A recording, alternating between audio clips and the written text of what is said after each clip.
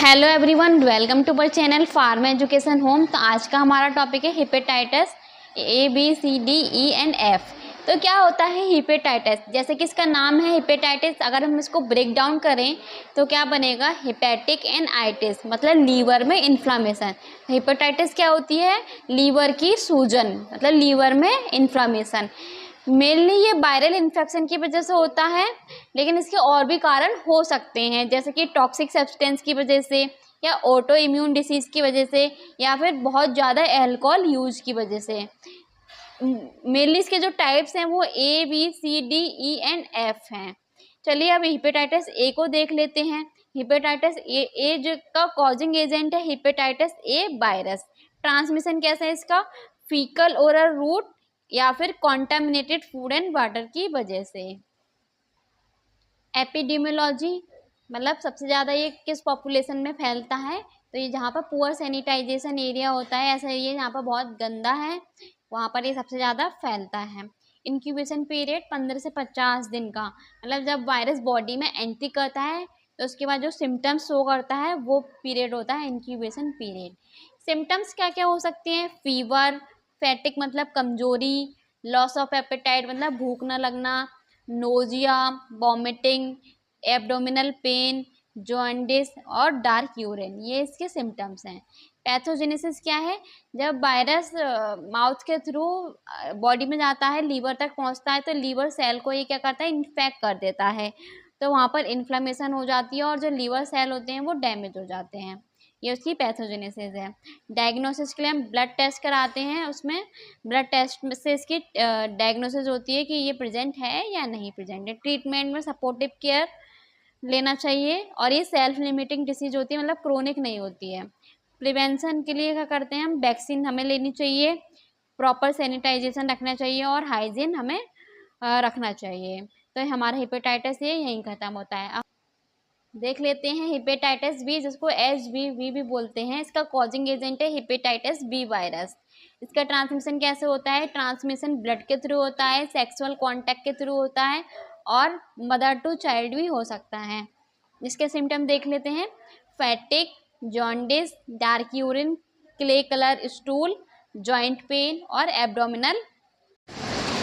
Pathogenesis देख लेते हैं इसकी। वायरस जो होता है ब्लड स्ट्रीम के थ्रू एंटर करता है और लीवर के सेल मतलब हेपेटोसाइट्स को इन्फेक्ट कर देता है और क्रोनिक इन्फेक्शन को कॉज कर देता है। लीवर सिरोसिस भी कॉज कर देता है। इसका डायग्नोसिस है ब्लड टेस्ट, जो इसको डायग्नोस करता है कि ये प्रेजेंट है या नहीं है।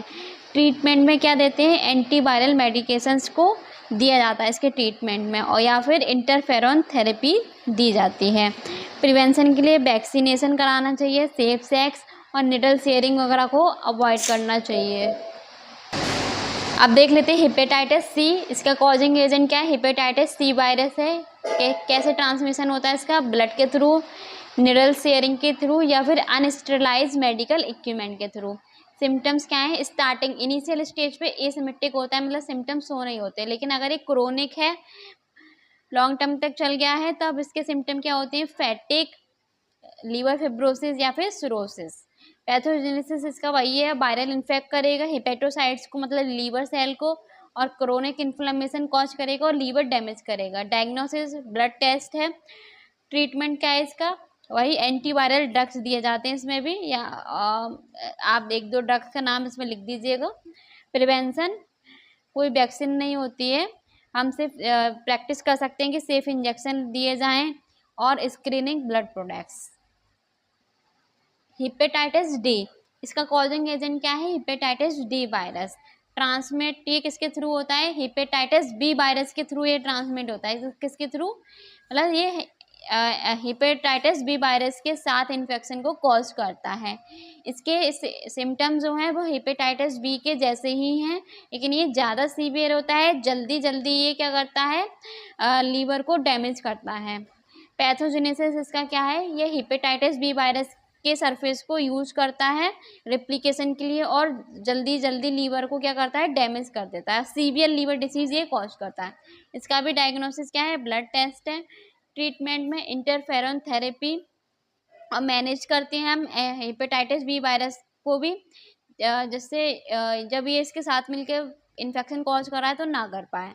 प्रिवेंशन में क्या है, hepatitis B virus vaccination indirectly prevent करती है इस हेपेटाइटिस डी वायरस इन्फेक्शन को।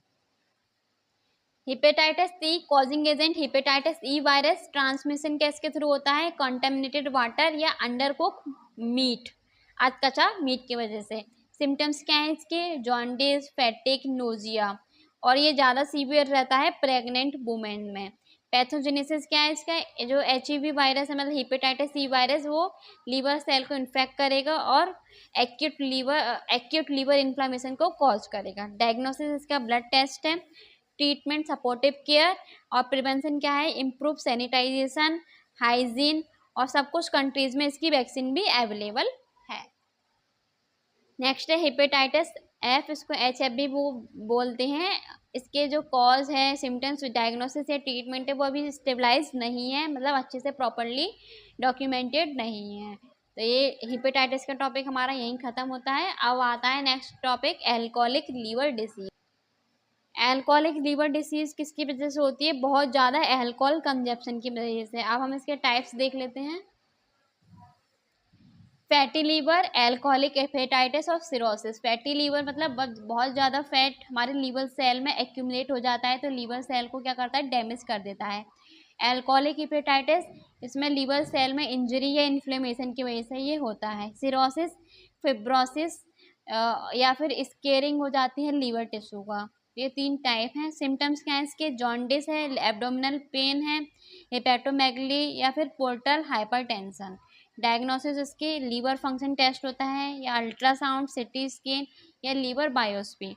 ट्रीटमेंट इसकी यही है कि अल्कोहल नहीं लेना चाहिए, न्यूट्रिशनल सपोर्ट लेना चाहिए, और जब ज़्यादा सीवियर केस में कॉर्टिकोस्टेरॉइड्स भी दिए जाते हैं, और इसमें लीवर ट्रांसप्लांटेशन भी हो जाता है। तो ये वाला टॉपिक हमारा यहीं ख़त्म होता है। Thank you for watching.